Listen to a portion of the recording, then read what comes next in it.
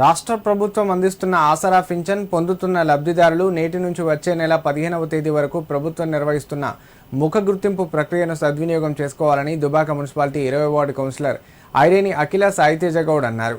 సిద్దిపేట జిల్లా దుబాక పట్టణంలోని 20వ వార్డులో గల ప్రభుత్వ గెస్ట్ హౌస్లో వివిధ రకాల పింఛన్లు పొందుతున్న లబ్ధిదారులకు ఏర్పాటు చేసిన ముఖ గుర్తింపు ప్రక్రియను ఆమె పరిశీలించారు.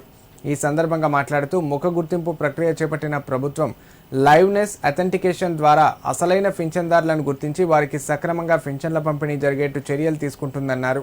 మరణించిన వారి పింఛన్లను తొలగించేందుకే ప్రభుత్వం ముఖ గుర్తింపును తీసుకొచ్చిందన్నారు.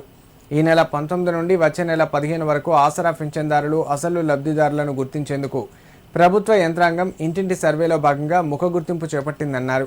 ఈ అవకాశాన్ని లబ్ధిదారులు సద్వినియోగం చేసుకోవాలని కోరారు. ఈ కార్యక్రమంలో వార్డు ఆఫీసర్, వార్డు ప్రజలు పాల్గొన్నారు.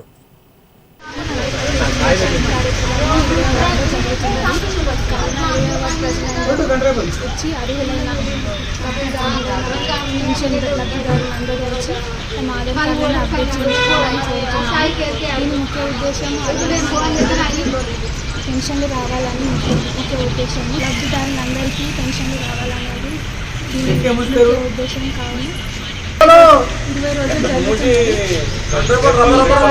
వచ్చి ఈ బై ఐడెంటిఫికేషన్ ముఖ చిత్రం ద్వారా తమ ఆధార్ కార్డులందరినీ అప్డేట్ చేయించుకుని